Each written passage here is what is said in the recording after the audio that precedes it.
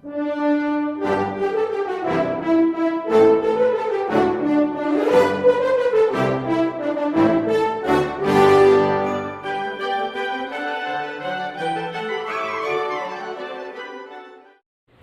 दोस्तों, मैं गौतम कुमार सिंह आरती excellence YouTube channel पर आपका वेलकम करता हूं। आज हम लोग डी ब्लॉक के तत्व चैप्टर पढ़ने वाले हैं। चैप्टर नंबर केमिस्ट्री का 8 है, इनऑर्गेनिक का चैप्टर है और ये चैप्टर 5 मार्क्स का होगा। इसमें सबसे पहले हम लोग परिचय के बारे में बात करेंगे कि आखिर डी ब्लॉक के तत्व कहते किसे हैं, क्या होता है डी ब्लॉक का तत्व। ये होते हैं पी ब्लॉक, ये होते हैं डी ब्लॉक और ये दोनों एस ब्लॉक के तत्व होते हैं। इसमें हम लोग पढ़ने वाले हैं ये डी ब्लॉक के तत्व और डी ब्लॉक के तत्वों को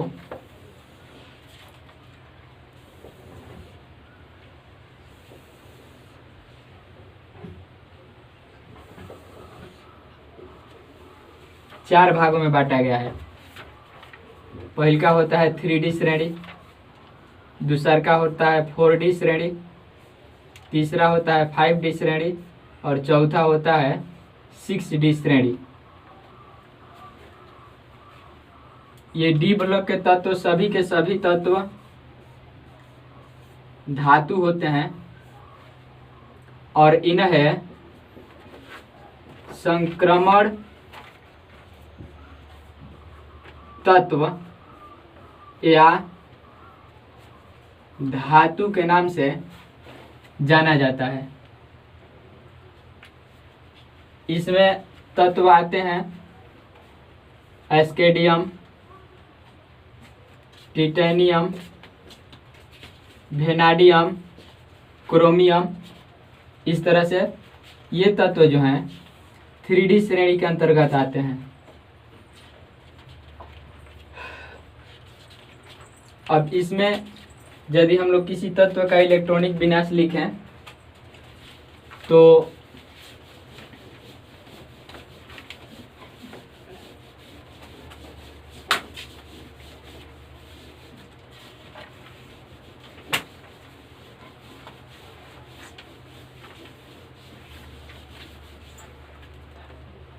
किसी तत्व का इलेक्ट्रॉनिक विन्यास लिखें, जैसे में स्केडियम हो गया, परमाणु संख्या 21।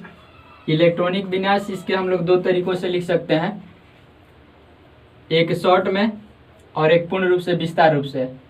तो यहाँ पे हम दोनों तरीका से पहले लिख देते हैं।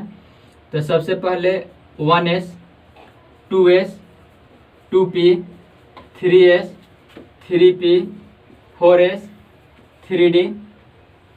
यहाँ पे इलेक्ट्रॉन भरने पर s पर 2 इलेक्ट्रॉन भरेंगे, फिर s पर 2 इलेक्ट्रॉन भरेंगे, p पर अधिक से अधिक 6 भर सकते हैं, s पर 2 इलेक्ट्रॉन, p पर 6, s पर 2 और d पर यहाँ पे 1 इलेक्ट्रॉन। यदि हम लोग वेनाडियम की बात करें तो इसका हम लोग चाहें तो एक और शॉर्ट रूप में लिख सकते हैं। शॉर्ट रूप में लिखा जाए तो ये हो जाएगा 21 से छोटा अक्रिय गैस, और 21 से छोटा अक्रिय गैस होता है आर्गन, और आर्गन के परमाणु संख्या 18, और आर्गन के बाद आता है 4s, 4s में 2 इलेक्ट्रॉन, इसके बाद 3d और 3d में 1 इलेक्ट्रॉन। तो ये हो गया इलेक्ट्रॉनिक विन्यास एस्केडियम का ही, लेकिन ये शॉर्ट रूप है और ये विस्तार रूप है। इसी तरह से वेनेडियम के भी हम लोग लिख सकते हैं। तो वेनाडियम के लिखते हैं शॉर्ट में, तो वेनाडियम से छोटा अक्रिय गैस हो जाएगा आर्गन, इसके बाद आएगा 4s, 4s में 2 इलेक्ट्रॉन, इसके बाद आएगा 3d और यहाँ पे 3 इलेक्ट्रॉन। यहाँ पे समझने वाली बात यह है कि इस एस्केडियम का अंतिम इलेक्ट्रॉन डी ऑर्बिटल में प्रवेश किया। यहाँ पे हम लोग वेनाडियम के लिखे हैं, इसका भी अंतिम इलेक्ट्रॉन डी ऑर्बिटल में प्रवेश किया। इसका मतलब ये कि इस एस्केडियम को हम लोग डी ब्लॉक का तत्व बोलेंगे, वेनेडियम को भी डी ब्लॉक का तत्व बोलेंगे, क्योंकि इसका अंतिम इलेक्ट्रॉन डी ऑर्बिटल में प्रवेश कर रहा है। इसका भी अंतिम इलेक्ट्रॉन डी ऑर्बिटल में प्रवेश कर रहा है। इसका मतलब ये हुआ कि डी ब्लॉक के तत्वों के बारे में हम लोग ये बात कह सकते हैं कि वैसा तत्व जिनका अंतिम इलेक्ट्रॉन डी ऑर्बिटल में प्रवेश करता है उसे डी ब्लॉक का तत्व कहा जाता है। एक बार फिर से, ऐसा तत्व जिनका अंतिम इलेक्ट्रॉन डी ऑर्बिटल में प्रवेश करता है उसे डी ब्लॉक का तत्व कहा जाता है। जैसे पिछले चैप्टर में आप लोग पढ़े थे कि पी ब्लॉक के तत्व, पिछले चैप्टर का नाम था, और उस चैप्टर में हम लोग ये बात पढ़े थे कि वैसा तत्व जिसका अंतिम इलेक्ट्रॉन पी ऑर्बिटल में प्रवेश करता है उसे पी ब्लॉक का तत्व कहते हैं। ठीक उसी तरह से वैसा तत्व जिसका अंतिम इलेक्ट्रॉन डी ऑर्बिटल में प्रवेश करता है उसे डी ब्लॉक का तत्व कहा जाता है। अब एक बात और यहाँ पे ध्यान देने वाली है कि इसका यदि हम लोग सामान्य बाह्यतम इलेक्ट्रॉनिक विन्यास लिखें, सामान्य बाह्यतम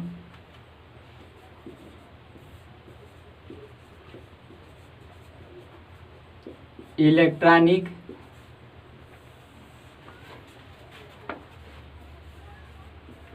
विन्यास, सामान्य बाह्यतम इलेक्ट्रॉनिक विन्यास की बात करें, सामान्य बाह्यतम मतलब बाहरी कक्षा के इलेक्ट्रॉनिक विन्यास, सामान्य रूप से बाहरी कक्षा के यानी कि जो अंत में आ रहा है। तो इसमें यदि देखा जाए तो ध्यान से देखिएगा, ये इसका बाह्यतम इलेक्ट्रॉनिक विन्यास, इसमें देखा जाए तो ये इसका बाह्यतम इलेक्ट्रॉनिक विन्यास, यानी कि बाह्यतम इलेक्ट्रॉनिक विन्यास के बारे में हम लोग ये बातें कह सकते हैं कि बाह्यतम इलेक्ट्रॉनिक विन्यास हो जाएगा 4s2 3d। ये तो सब में कॉमन है। होता ये है कि यहाँ पर डी में एस्केडियम का जब लिखा गया तो 1 इलेक्ट्रॉन आया, और वहीं जब वेनाडियम का लिखा गया तो 3 इलेक्ट्रॉन आया। हमें ये बात पता है कि डी ऑर्बिटल में अधिक से अधिक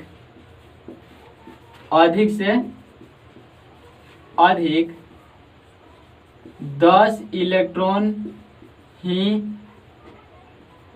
भर सकते हैं, 10 इलेक्ट्रॉन ही भर सकते हैं।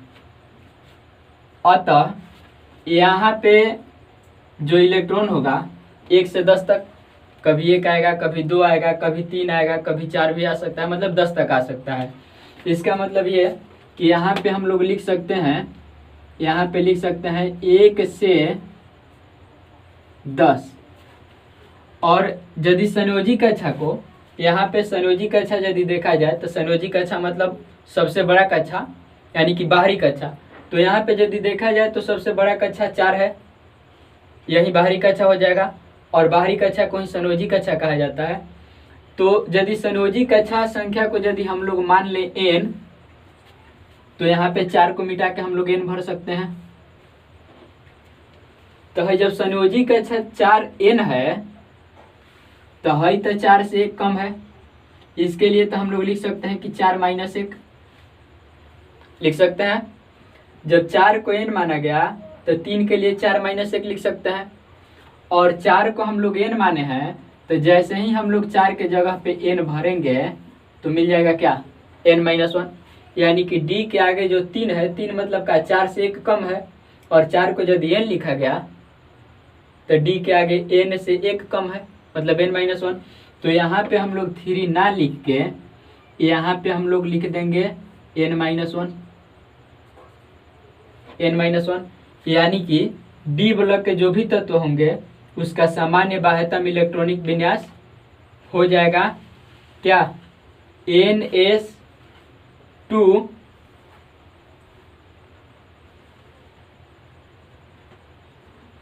n - 1 d 1 से 10। यहाँ पे कभी कभी ये होता है, यहाँ पे ये होता है कि एस पे 1 इलेक्ट्रॉन ही रहता है, जैसे एक देख लेते हैं हम लोग उदाहरण। जैसे बात करें हम लोग, यदि बात की जाए क्रोमियम की, क्रोमियम भी डी ब्लॉक का ही तत्व है और इसका परमाणु संख्या होता है 24। तो क्रोमियम की यदि बात की जाए तो इसकी इलेक्ट्रॉनिक विन्यास यदि हम लोग लिखते हैं तो शॉर्ट में क्रोमियम से छोटा अक्रिय गैस होता है आर्गन, परमाणु संख्या 18। इसके बाद आएगा 4s और इसके बाद आएगा 3d। तो यहाँ पे 2 इलेक्ट्रॉन हम लोग भर देंगे, बच गया 4 इलेक्ट्रॉन। तो यहाँ पे 4 इलेक्ट्रॉन भर देंगे, जो कि बिल्कुल गलत है ना, क्योंकि हम लोग पिछले क्लास में कभी पढ़े थे कि डी पर 4 और 9 इलेक्ट्रॉन नहीं भरते हैं। डी पर 4 और 9 इलेक्ट्रॉन नहीं भरते हैं। क्यों नहीं भरते हैं, ये बात पिछले क्लास में हो चुका है। तो डी पर 4 और 9 इलेक्ट्रॉन नहीं भरा जाता है, जिसके वजह से ये 4 इलेक्ट्रॉन भरने पर गलत हो गया। अब इसके लिए इसका सही क्या होगा, तो इसके लिए हम लोग करेंगे आर्गन 18 4s और यहाँ पे 3d। अब 4 इलेक्ट्रॉन है तो 1 इलेक्ट्रॉन s में से जाएगा यहाँ पे, और यहाँ पे हो जाएगा 5 इलेक्ट्रॉन, और यहाँ पे बच गया क्या 1। यानी कहने का मतलब ये है कि हम लोग देख पा रहे हैं ये बात कि डी में 1 से 10 तक में कोई भी इलेक्ट्रॉन हो सकता है, लेकिन एस में हम लोग अभी 2 इलेक्ट्रॉनिक विन्यास लिखे थे, स्केडियम का और वेनाडियम का। उसमें हम लोगों ने देखा कि एस पर 2 इलेक्ट्रॉन था, लेकिन अभी जब लिखा गया क्रोमियम का तो एस पे 1 ही इलेक्ट्रॉन है। इसका मतलब सामान्य बाह्यतम इलेक्ट्रॉनिक विन्यास ये जो लिखा गया पूर्ण रूप से ये भी सही नहीं है। सही तो ये होगा कि यहाँ पे भी लिखना पड़ेगा हम लोगों को क्या 1 से 2, यानी कि एस पे हमेशा 2 संभव नहीं है, कभी 1 भी होगा कभी 2 भी होगा। यानी कि यदि हम लोग अच्छा तरीका से बोलें तो सामान्य बाह्यतम इलेक्ट्रॉनिक विन्यास डी ब्लॉक के तत्वों के लिए जो होगा वह होगा NS। एस पर इलेक्ट्रॉन 1 से 2, कभी 1 भी होगा कभी 2 भी होगा। उसके बाद N-1 डी और डी पे 1 से 10 ये होगा। यहाँ पे हम लोग ये बात लिख सकते हैं जहाँ n बराबर संयोजी कक्षा संख्या, जहाँ n बराबर संयोजी कक्षा संख्या, जहाँ n बराबर संयोजी कक्षा संख्या। आ रहा है बात समझ में। सामान्य बाह्यतम इलेक्ट्रॉनिक विन्यास यदि डी ब्लॉक के पूछा जाए तो बोल देंगे n s पर 1 से 2, N-1 डी पर 1 से 10, ये हम लोग बोलेंगे। तो जहाँ n बराबर क्या है तो संयोजी कक्षा संख्या, या आप कह सकते हैं बाहरी कक्षा संख्या। डी ब्लॉक के तत्वों के परिचय में लिखिएगा। ऐसे तत्व जिनके अंतिम इलेक्ट्रॉन डी ऑर्बिटल में प्रवेश करता है उसे डी ब्लॉक का तत्व कहते हैं। उसे डी ब्लॉक का तत्व कहते हैं। इन तत्वों को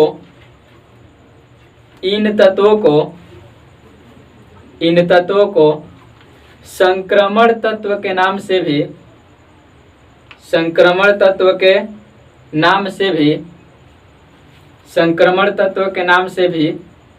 जाना जाता है।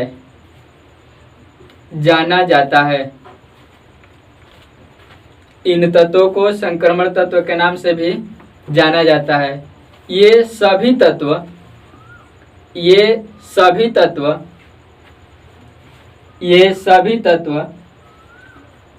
धातु होते हैं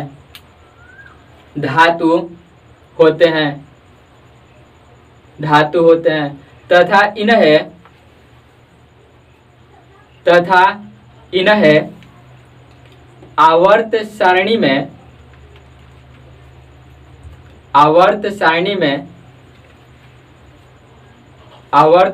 में पी ब्लॉक तथा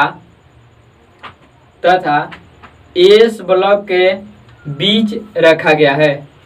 पी ब्लॉक तथा एस ब्लॉक के बीच रखा गया है। पी ब्लॉक तथा एस ब्लॉक के बीच रखा गया है। इस ब्लॉक में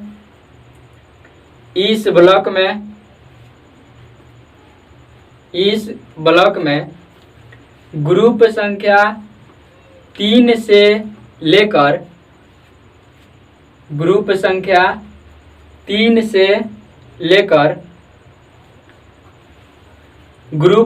12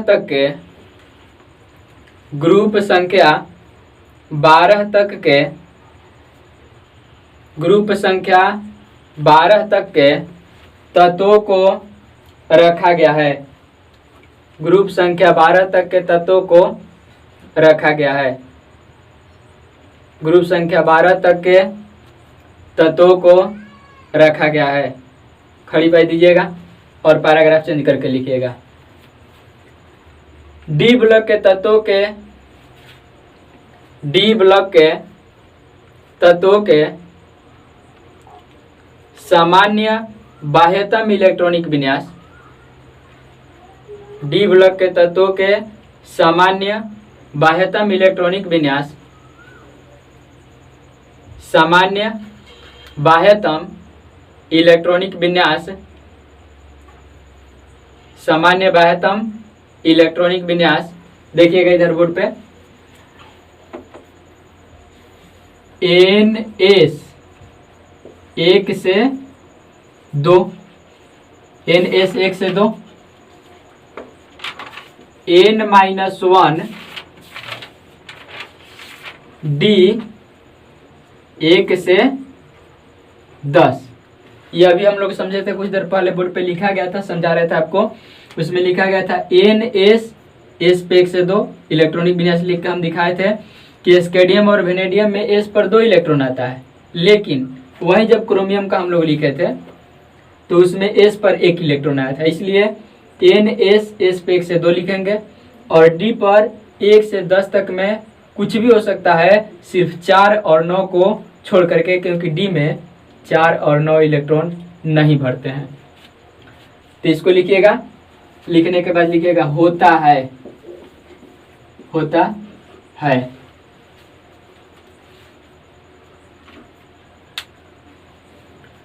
इसके बाद आगे नीचे से लिखिएगा, नीचे वाला लाइन में लिखिएगा डी ब्लॉक के तत्वों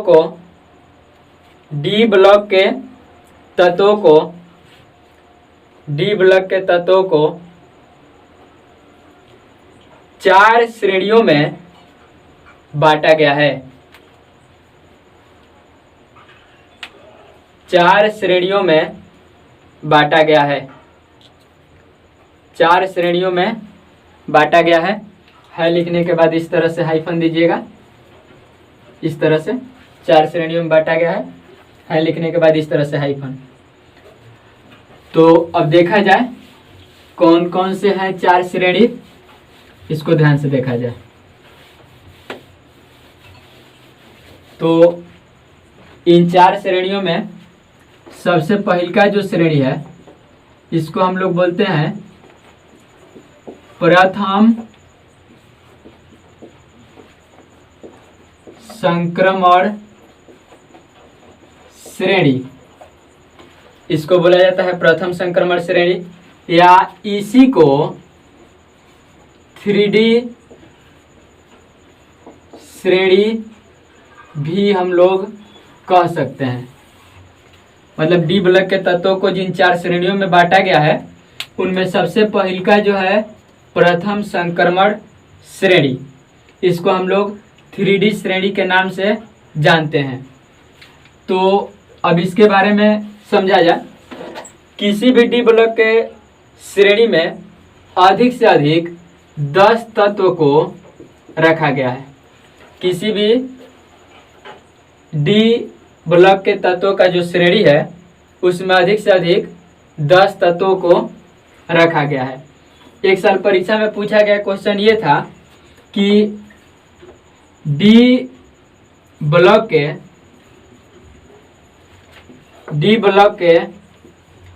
सभी श्रेणियों में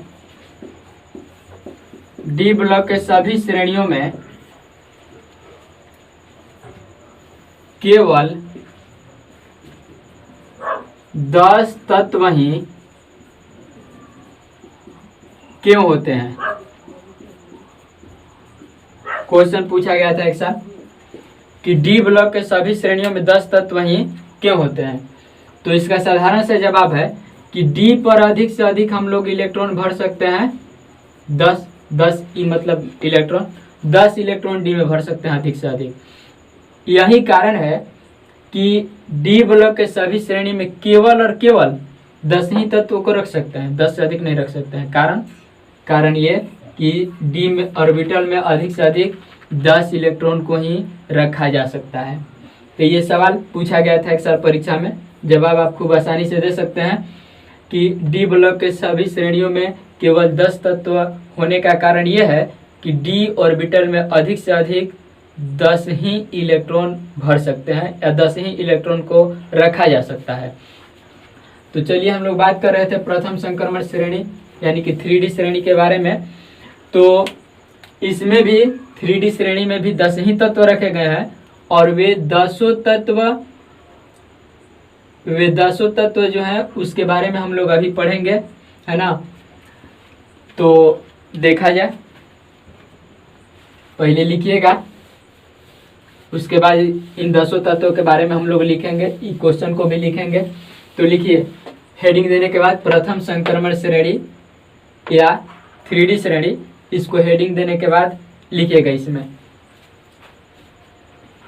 ऐसे संक्रमण तत्व जिनका अंतिम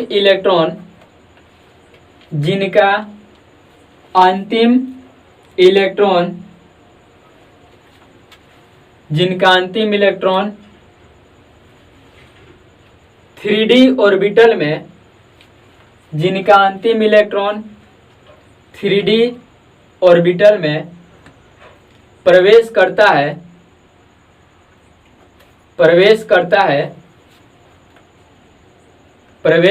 है उसे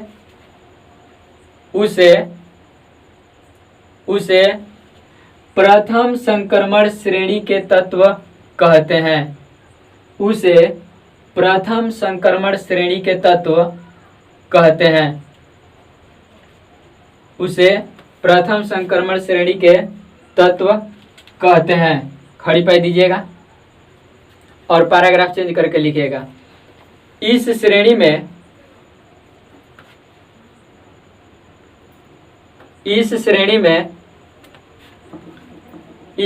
में परमाणु संख्या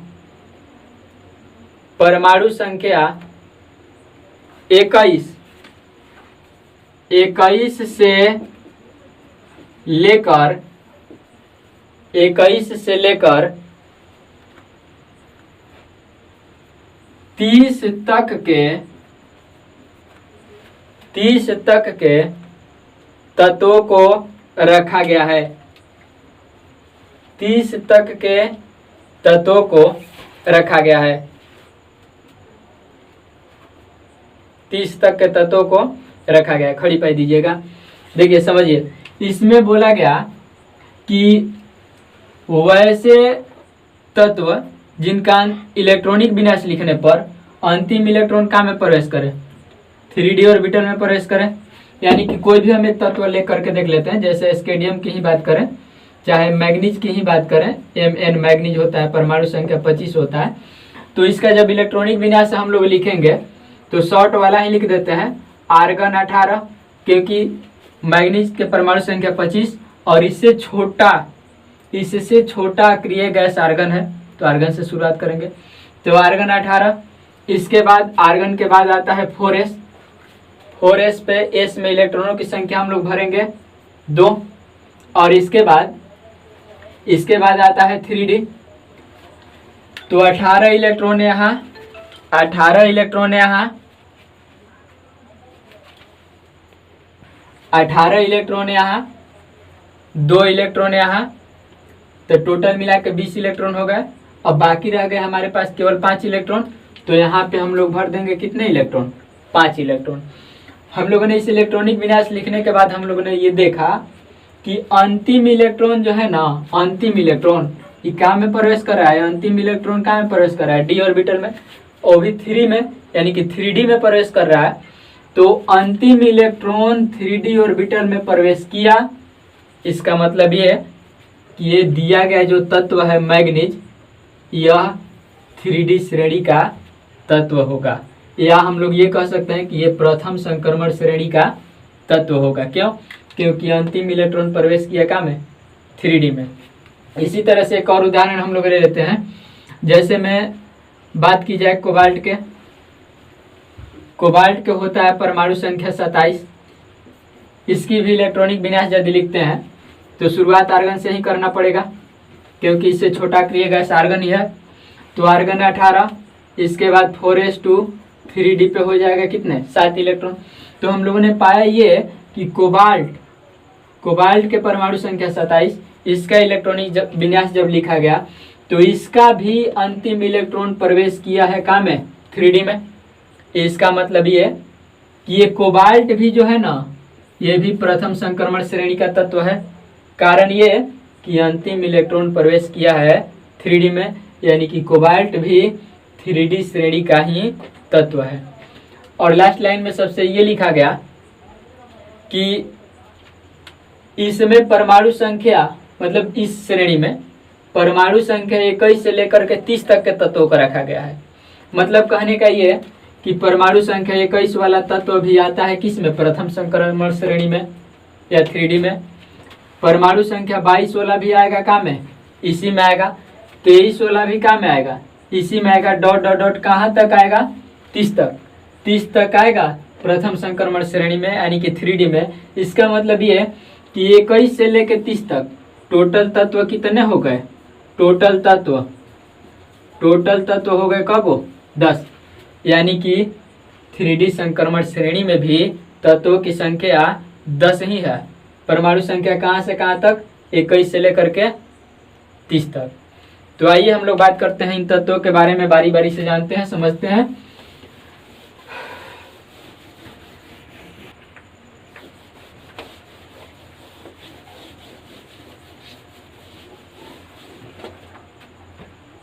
रुक जाइए, फिर अभी मत खोलो, लिख लेते हैं, अभी मत ओपन करो। तो देखिएगा, ये जो है 3d संक्रमण श्रेणी का 10 तत्व है। एक नंबर पर स्कैंडियम है जिसका परमाणु संख्या 21। 2 नंबर पे है टिटेनियम जिसका परमाणु संख्या 22। 3 नंबर पे है वेनाडियम, परमाणु संख्या है 23। 4 नंबर पे क्रोमियम, परमाणु संख्या 24। 5 नंबर पे मैग्नीज, परमाणु संख्या 25। 6 नंबर पे आयरन, परमाणु संख्या 26। 7 नंबर पे कोबाल्ट, परमाणु संख्या 27। 8 नंबर पे निकेल, परमाणु संख्या 28। 9 नंबर पे कॉपर, परमाणु संख्या 29। और 10 नंबर पे जिंक, परमाणु संख्या 30। ये नाम लिखा गया इसका। अब यहाँ पे एक बात थोड़ा गौर से देखिएगा, ये जो लिखा गया है कोबाल्ट, तो ये C बड़ा वाला O छोटा वाला लिखना है, तब इसको हम लोग पढ़ेंगे कोबाल्ट। और यदि जितना बड़ा C उतने बड़ा O हो जाएगा तो ये कोबाल्ट नहीं पढ़ाएगा, तब इसका मीनिंग बदल जाएगा, यानी कि ये कोबाल्ट ना हो करके ये कार्बन मोनोऑक्साइड हो जाएगा।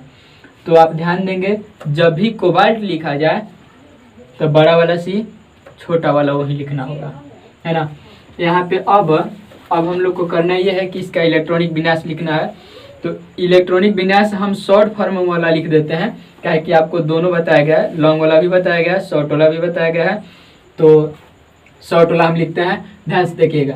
स्केडियम परमाणु संख्या 21, इससे छोटा अक्रिय गैस, तो इससे छोटा अक्रिय गैस आर्गन होगा। तो सबसे पहले हम लोग लिख देते हैं यहाँ पे आर्गन। परमाणु संख्या इसका 18 होता है। और आर्गन के बाद आता है 4s। तो यहाँ पे हमने लिखा 4s और 4s के बाद आता है 3d। ये यहाँ पे 18 s पर 2 इलेक्ट्रॉन और d पर 18 दो 20 हो गया, तो बच गया कब एगो, तो d पर इलेक्ट्रॉनों की संख्या हो जाएगी कितनी, 1। इसके बाद ठीक उसी तरह से टिटेनियम का लिखना है, तो टिटेनियम 22, तो इससे भी छोटा अक्रिय गैस आर्गन ही होता है। तो आर्गन को फिर से हम लोग लेके चलेंगे, तो आर्गन के लिए फिर से यहाँ पे 18 के बाद आ जाएगा फिर यहाँ पे 4s और 4s के बाद फिर से आ जाएगा क्या, 3d आ जाएगा। तो s पे फिर से 2 इलेक्ट्रॉन और d पे तो 18 दो 20, यहाँ पे है 22, तो 2 बच गया, तो यहाँ पे हो जाएंगे कितने इलेक्ट्रॉन 2 इलेक्ट्रॉन हो जाएंगे। इसके बाद वेनेडियम यानी कि वेनाडियम भी हम लोग लिख सकते हैं, दोनों चलता है, वेनेडियम भी वेनाडियम भी। तो यहाँ पे वेनाडियम के लिखने के लिए यहाँ पे आर्गन फिर से 18, क्योंकि 23 से छोटा अक्रिय गैस आर्गन ही होगा, तो आर्गन। इसके बाद फिर से यहाँ पे 4s पे कितने इलेक्ट्रॉन 2 इलेक्ट्रॉन और फिर यहाँ पे 3d और 3d पे अब की बार बच गए इलेक्ट्रॉन कितने, तो 18 दो 20, यह है 23, बच गए 3 इलेक्ट्रॉन, तो यहाँ पे हम लोग कर देंगे 3 इलेक्ट्रॉन। आ रही बात समझ में। ठीक उसी तरह से कुछ करना नहीं है, केवल इस यहाँ पे देखिए, यहाँ पे 1 है, यहाँ पे 2 आया, यहाँ पे 3 आया, अगला लिखेंगे तो 4 आएगा, 5 आएगा, इस तरह से बढ़ाते जाना है। लेकिन यहाँ पे ध्यान देने वाली बात यह है कि आर्गन 18 के बाद 4s पे हम लोग लिखेंगे 2 इलेक्ट्रॉन और 3d लिखेंगे, तो यहाँ पे इलेक्ट्रॉन बच गया 4। यहाँ पे 4 हम लोग यदि भरते हैं तो नियम के अनुसार ये गलत हो जाता है।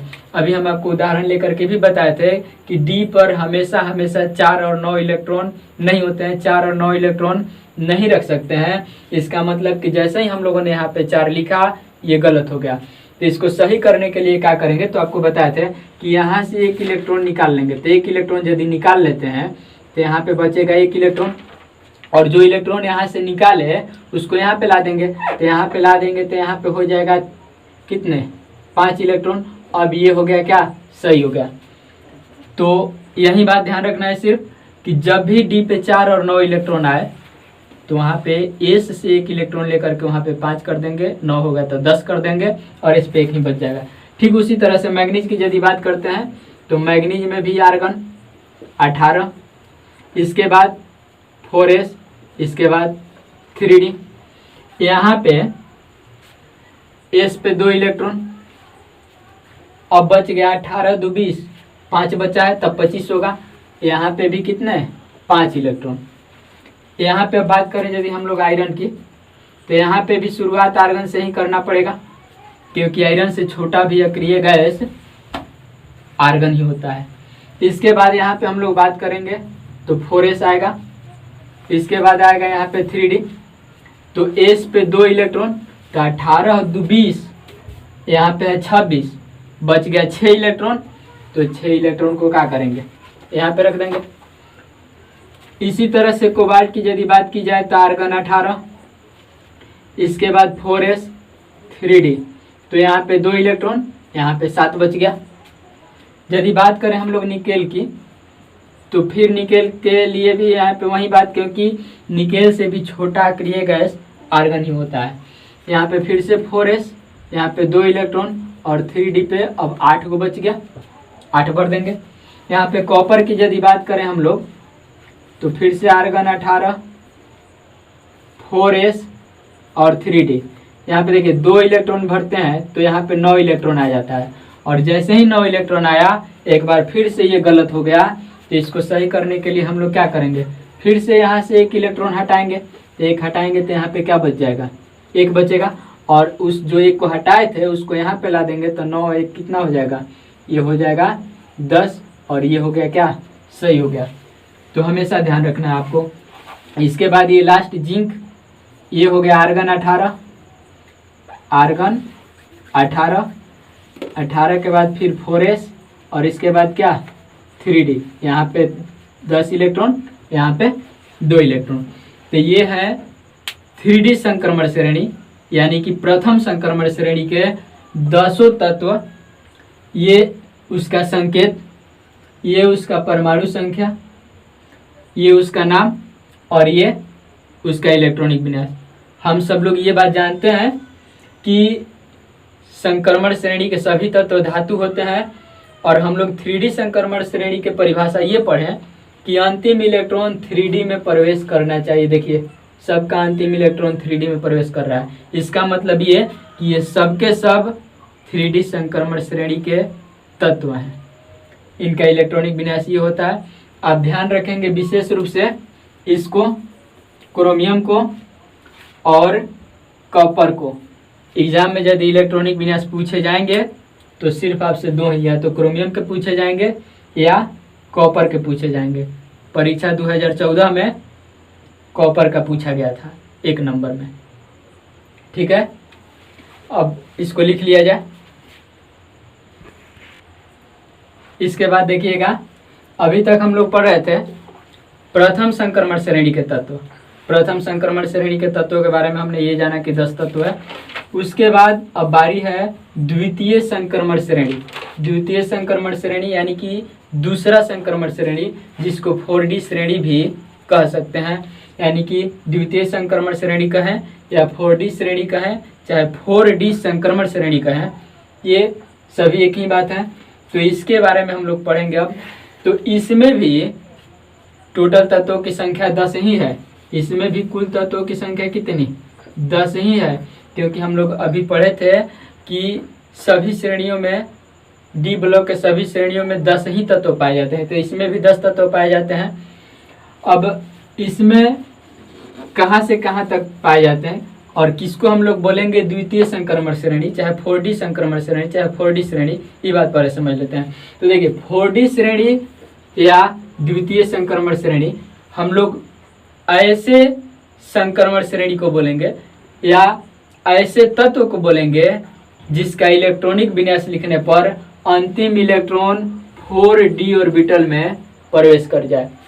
ऐसा तत्व जिनका अंतिम इलेक्ट्रॉन 4D ऑर्बिटल में प्रवेश करे, उसको बोलेंगे हम लोग क्या? द्वितीय संक्रमण श्रेणी के तत्व या 4D संक्रमण श्रेणी के तत्व या 4D श्रेणी के तत्व बोलेंगे, है ना। द्वितीय संक्रमण श्रेणी ऐसा तत्व जिनका अंतिम इलेक्ट्रॉन 4D श्रेणी में प्रवेश करे, 4D ऑर्बिटल में प्रवेश करे, उसे 4D श्रेणी के तत्व या द्वितीय संक्रमण श्रेणी के तत्व बोलेंगे। इसमें भी तत्वों की टोटल संख्या 10 ही है, और इसमें परमाणु संख्या 39 से लेकर, परमाणु संख्या 39 से लेकर 48 तक के तत्व को रखा गया है। इसमें परमाणु संख्या 39 से लेकर के 48 तक, हम लोग प्रथम संक्रमण श्रेणी वाला में पढ़े थे कि परमाणु संख्या 21 से लेकर के 30 तक रखा गया था। परमाणु संख्या 21 से लेकर के 30 तक रखा गया था प्रथम संक्रमण श्रेणी में। और द्वितीय संक्रमण श्रेणी में कहाँ से कहाँ तक? 39 से लेकर के 48 तक, यानी कि परमाणु संख्या 39 से लेकर के 48 तक तत्व जो है, यानी कहने का मतलब 39, 40, 41, 42, इसको हम लोग कहाँ तक? 48 तक। और ये टोटल के टोटल हो जाएंगे, टोटल हो जाएंगे क्या? 10 तत्व। ये हो जाएंगे टोटल 10 तत्व, और ये आते हैं द्वितीय संक्रमण श्रेणी के अंतर्गत, यानी कि 4D श्रेणी के अंतर्गत। तो लिखा जाए इसके बारे में, लिखिएगा।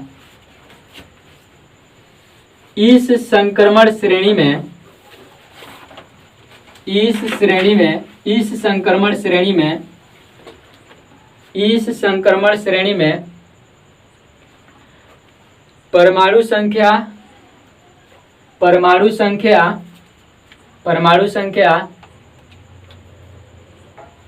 39 से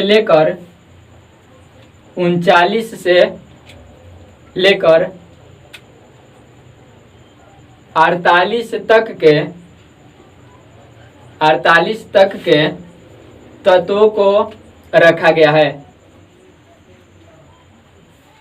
तत्वों को रखा गया है, यानी इसमें भी कुल 10 तत्व ही उपस्थित हैं। कुल 10 तत्व ही उपस्थित हैं। अब देखिएगा इधर, जैसे में सबसे पहले का जो तत्व है Y द्वारा सूचित किया जाता है, इसको बोला जाता है इट्रियम। इसको बोला जाता है इट्रियम। इसके बाद एक और तत्व हम लोग ले लेते हैं जो कि बहुत फेमस है, Ag मतलब सिल्वर, परमाणु संख्या 47 होता है। इसको हम लोग सिल्वर यानी चांदी भी बोल सकते हैं। एक और तत्व ले लेते हैं कैडमियम, परमाणु संख्या इसकी 48, ये होता है कैडमियम। अब इसमें हम 10 तत्व का नाम इसलिए नहीं लिख रहे हैं कि हम लोग का जो सिलेबस है उस सिलेबस में सिर्फ और सिर्फ 3D संक्रमण श्रेणी के तत्व को ही पढ़ना है, 3D श्रेणी ही पढ़ना है। मतलब डिटेल बातें जो होंगी वह किन के बारे में, केवल 3D श्रेणी के बारे में। इन सभी के बारे में केवल परिचय करना है। तो परिचय करने के लिए 10 तत्व का नाम आवश्यक नहीं है ना। तो इसलिए हम लोग अपने सिलेबस की बात करेंगे, ज़्यादा फिजूल बातें नहीं करेंगे। तो इसमें हम लोग द्वितीय संक्रमण श्रेणी का केवल परिचय करना था। तो परिचय में हम लोगों ने उदाहरण के रूप में 3 तत्वों के नाम लिखा और इन तीनों तत्वों के इलेक्ट्रॉनिक विन्यास भी हम लोग लिखेंगे, है ना। ज़्यादा डिटेल पढ़ना है 3D श्रेणी को, इसलिए हम लोग अभी परिचय कर रहे हैं। तो पहले परिचय किए प्रथम संक्रमण श्रेणी, उसके बाद परिचय कर लिए द्वितीय संक्रमण श्रेणी, इसके बाद तृतीय संक्रमण श्रेणी और चतुर्थ संक्रमण श्रेणी का परिचय करेंगे। और इसके बाद फिर हम लोग 3D के बारे में यानी कि 3D श्रेणी के बारे में, चाहे प्रथम संक्रमण श्रेणी के तत्वों के बारे में विशेष रूप से अध्ययन करेंगे, विशेष बातें जानेंगे, उसके बारे में विशेष रूप से पढ़ेंगे। तो देखिएगा इसका इलेक्ट्रॉनिक विन्यास। अब इसका इलेक्ट्रॉनिक विन्यास भी लिखने के लिए फिर से वही काम हम लोग पता करेंगे कि इट्रियम परमाणु संख्या 39, तो 39 से छोटा अक्रिय गैस कौन है। तो आपको पता होगा कि 39 से छोटा अक्रिय गैस होता है क्रिप्टॉन। 39 से छोटा होता है क्रिप्टॉन, जिसकी परमाणु संख्या होती है 36। और क्रिप्टॉन के बाद आता है 5s, और 5s के बाद ये है 5, ये 5 है और ये है s। ध्यान से देखिएगा, ये 5 ये s, 5s। और इसके बाद आता है 4d। तो यहाँ पे 36 इलेक्ट्रॉन हो गए। इसके बाद s में 2 इलेक्ट्रॉन भर सकते हैं, तो भरेंगे हम लोग यहाँ पे। इसके बाद बच गए 36 और 2 38, 1 इलेक्ट्रॉन बचा है। तो 1 इलेक्ट्रॉन बचा है तो डी में चला जाएगा कितना इलेक्ट्रॉन, 1 इलेक्ट्रॉन चला जाएगा। इसके बाद ठीक उसी तरह से यहाँ पे तो Ag मतलब सिल्वर माने चांदी, इसका परमाणु संख्या 47, और 47 जब परमाणु संख्या है तो उससे छोटा, ठीक छोटा अक्रिय गैस तो कौन मिलेगा, यही क्रिप्टॉन ही मिलेगा। तो यहाँ पे हम लोग लिख लेंगे क्रिप्टॉन 36। क्रिप्टॉन 36 लिखने के बाद क्रिप्टॉन के बाद तो आता है 5s, तो एक बार फिर से 5s लिखेंगे हम लोग यहाँ पे 5 और ये s। आप ध्यान रखेंगे ये 5 ये s, हमेशा कैपिटल S ही लिखेंगे। और यहाँ पे 4d, तो यहाँ पे s पर 2 इलेक्ट्रॉन भरते हैं, ये हो गया 36 और 2 38, यहाँ पे है 47। तो अब बच गए हमारे पास कितने इलेक्ट्रॉन, 9 इलेक्ट्रॉन। और जैसे ही हमने यहाँ पे 9 इलेक्ट्रॉन रखा, ये इलेक्ट्रॉनिक विन्यास गलत हो गया। अब इसको सही करने के लिए करेंगे क्या कि S में से 1 इलेक्ट्रॉन निकाल लेंगे, तो निकाल लेंगे तो बच जाएगा क्या, 1 बचेगा। और जो निकाले थे उसको कहाँ ला देंगे, यहाँ पे ला देंगे, D में ला देंगे। और D में ला देंगे तो 9 को पहले से था, एक और आ गया, 10 हो गया। तो ये हो गया 10 इलेक्ट्रॉन। यानी कि जब कभी भी D पे 4 और 9 इलेक्ट्रॉन आए तो उसको 5 और 10 में बदल देना है, S से 1 निकाल करके। यहाँ पे कैडमियम की यदि हम लोग बात करें तो कैडमियम हो जाएगा क्रिप्टॉन हो जाएगा 36, क्योंकि कैडमियम से छोटा अक्रिय गैस भी क्रिप्टॉन ही है। तो क्रिप्टॉन 36। इसके बाद फिर से आएगा 5s और 4d, तो 5s, s में 2 इलेक्ट्रॉन और d में तो कितने बच गए, तो 36 और 2 38 बच गए 10 इलेक्ट्रॉन। तो यहाँ पे हम लोग रख देंगे कितने इलेक्ट्रॉन, 10 इलेक्ट्रॉन। और ये हो गया इलेक्ट्रॉनिक विन्यास। तो अभी हम लोग डी ब्लॉक के तत्व वाले चैप्टर में हम लोग ये जाने, उसके बारे में जाने, उसका परिचय। उसके बाद हम लोग प्रथम संक्रमण श्रेणी के तत्वों के बारे में अध्ययन किए, उसका परिचय किए, इंट्रोडक्शन किए। उसके बाद द्वितीय संक्रमण श्रेणी के तत्वों का इंट्रोडक्शन किए। अब अगला टॉपिक जो होगा द्वितीय संक्रमण श्रेणी के बाद, अब अगला जो आएगा ये आएगा 3 नंबर, और 3 नंबर में हो जाएगा तृतीय संक्रमण श्रेणी, तृतीय संक्रमण श्रेणी। और इसको हम लोग 5D श्रेणी भी कह सकते हैं, है ना। यदि वीडियो पसंद आए तो चैनल को सब्सक्राइब करें, अपने दोस्तों को शेयर करें ताकि उनको भी बेनिफिट हो सके। और जो भी कोई डाउट है तो आप कमेंट बॉक्स में पूछ सकते हैं। किसी भी टॉपिक पर, नंबर सिस्टम के किसी भी टॉपिक पर या कोई और भी चैप्टर पर आपको वीडियो चाहिए तो उसके लिए कमेंट बॉक्स में ज़रूर लिखें। धन्यवाद।